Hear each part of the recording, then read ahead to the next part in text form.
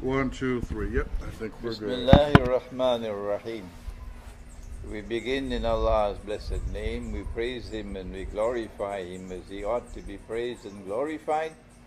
And we pray for peace and for blessings on all His noble messengers. And I greet you, my viewing audience, with Assalamu alaikum wa rahmatullah. Peace be unto you wherever you are in the world.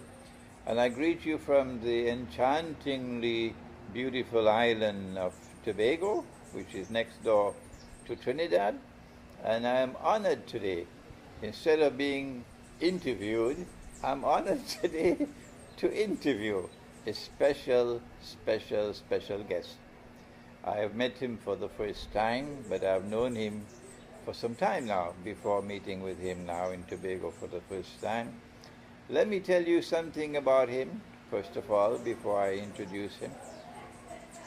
I have found him to be someone with a remarkable mind, a mind which is not only analytical, but it is also enriched with intuitive thought, because he couldn't get the insights that he had only from reading books. Oh no, there had to be something more in that heart for him to be blessed with the insights which he has. I have been reading his book, The Essential Seeker, and the first part of the book, I think, is divided into 3 parts. The first part of the book, he speaks on Islam and Russia. And I've read those 8 essays several times. And every time I read those essays, I'm amazed by the insights there. My only complaint against him is that the essays are too short. The essays are too short. I have to write a review of that book, but I cannot write it until I have the whole book in my mind. This is the seeker. He is Russian.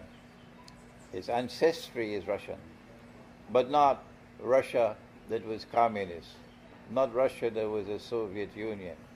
No. It was that Russia which was Orthodox Christian, and he is a fervent Orthodox Christian, and he is now my friend. I'm honored to have a chance today to introduce him to my viewing audience. Many of you have been visiting his website, his blog they call it. I call it a website. The Vineyard of the Seeker. And when you find interesting essays and articles, and you send me a text, you send me a link, Sheikh, read this, read that. It's all from there. The Vineyard of the Seeker. He's done more than offer exceptionally valuable analysis and insights in that blog or in that website, and we have benefited tremendously from reading it. The enemies of truth, the oppressors of the world, probably hate him because he constantly exposes them. He's done more than that. He's taken some of my videos and put them on his website, and so many people in Russia now get to know about me. Some time ago, he said to me, I need you to answer some questions, and some of them might be difficult questions. And he sent me about 13 questions, and I had to answer them. And my answers are there on my YouTube channel, answering the questions of the Seeker. And I believe he was satisfied by those answers which I gave about Islam, because he has shown only respect for Islam. Only respect for Islam. That's all I've seen from him. And so today, I welcome you. I know you're going to be very excited now. I welcome our brother Andre, who is known as the Seeker. Welcome, Andre. Thank you so much. Thank you for your kind, if I think undeserved, words of praise. It's an honor and a privilege to finally meet you. It's a big joy also for me. Andre, they want to know something about yourself. Can you briefly introduce yourself? Yes, I can.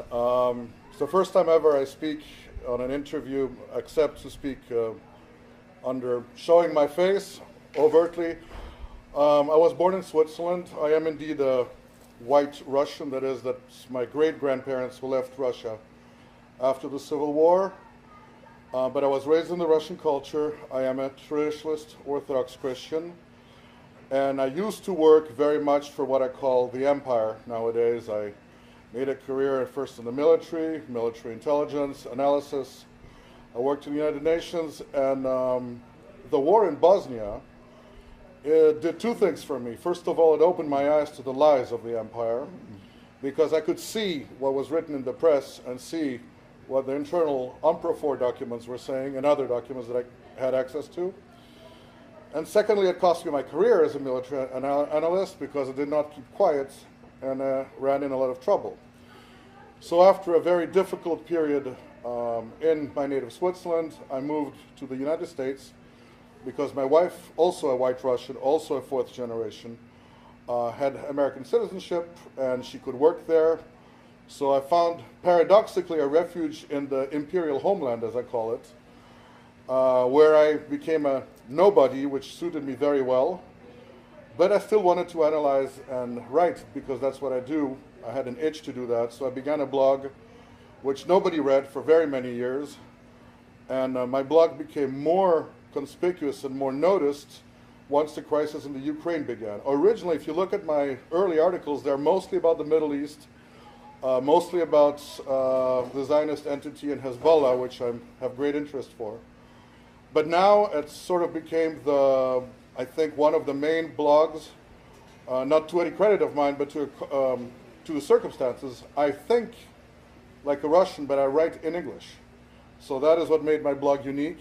And I also think I'm one of the few blogs who is openly, unapologetically Orthodox, traditionalist, patristic orthodoxy is my religion. No modern Christianity.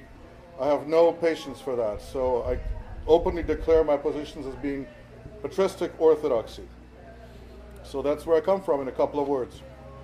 Thank you, Andre.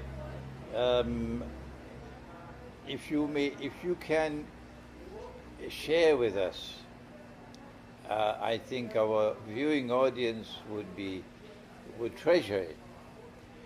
Some of your views concerning the state of the world today, a globalist whole view of the world today, and in which direction do you think the world is moving?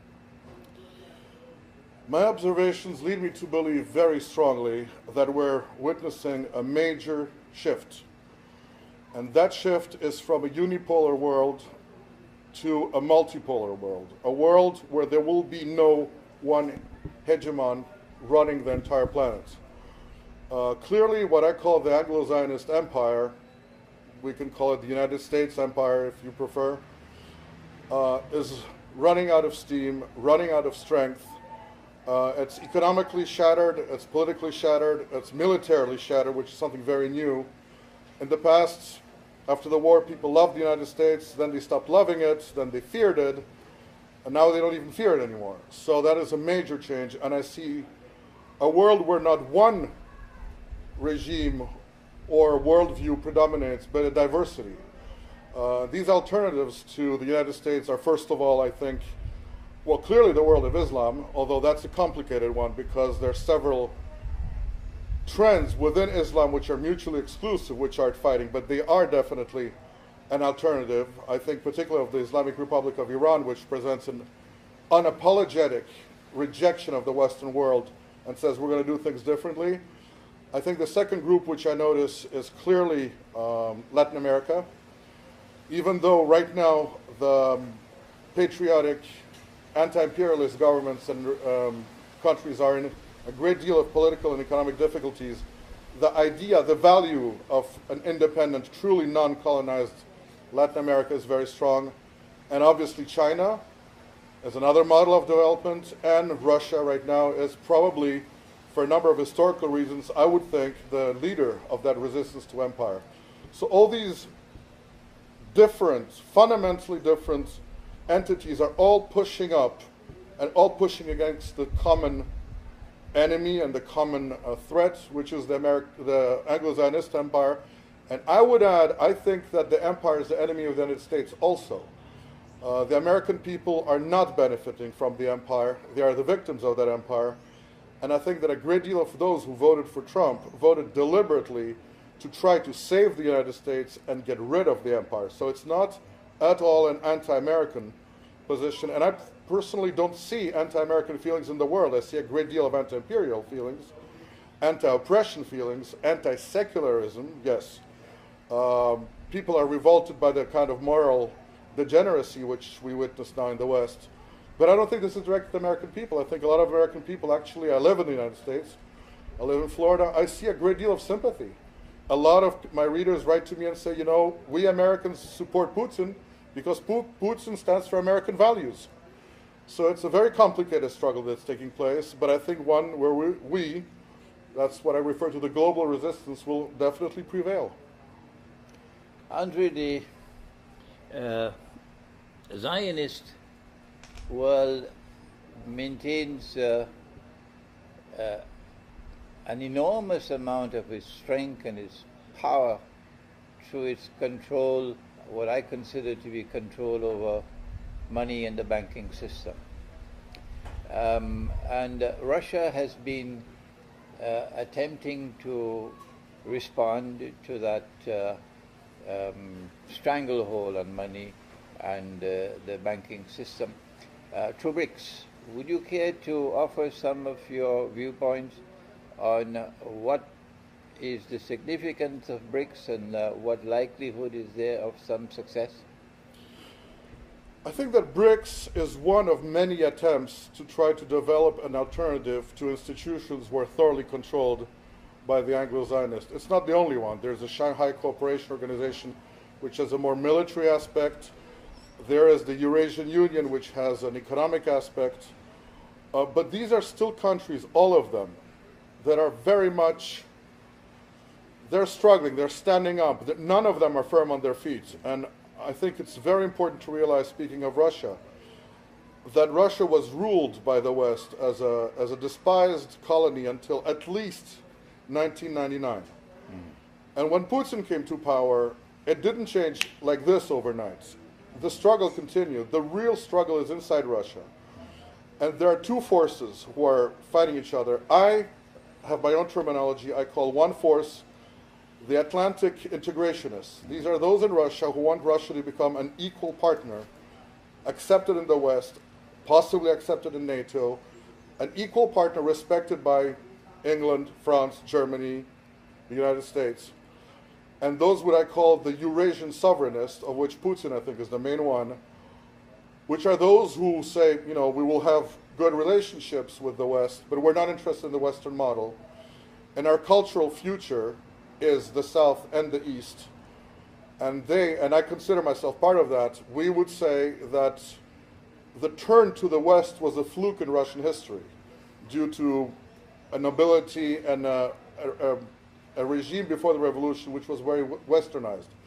There's a strong movement in Russia to turn away from that. Well, last year, one of the best Russian observers, his name is Mikhail Khazin, said that these two groups, let's put simply, pro-Western or pro-Eurasian, were just about 50-50 in their strength, which means that in 16 years of Putin power, he barely managed to get about half of the strength in the country.